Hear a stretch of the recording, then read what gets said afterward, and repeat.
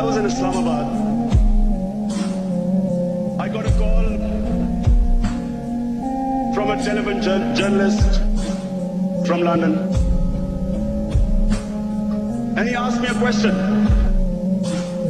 He said, Imran Khan, aren't you ashamed of the terrorist attack in New York? I'm sitting in Pakistan. Attack takes place in New York. There's no Pakistani involved. And this man is asking me to be ashamed of something because I'm part of 1.3 billion people. Political struggle was being given a religious name. How could an event like 9/11 take place? And there was never any inquiry into the root causes. Why did those people blow themselves up? If anyone tried to ask the question,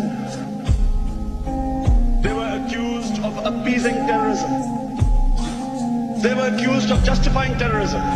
George Bush went on television and told the world that this is radical Islam. They want to take over the world.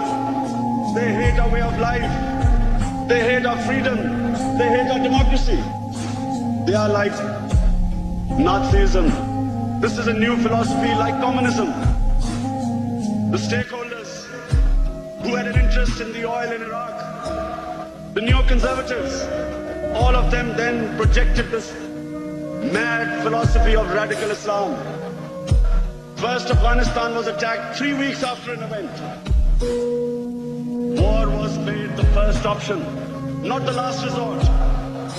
Some 50,000 people were killed when not one Afghani was involved in 9/11. Soon Iraq followed.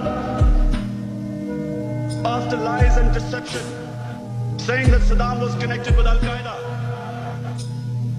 putting the fear of God in their own population so that they would not question them. Other stakeholders jumped in. Sharon.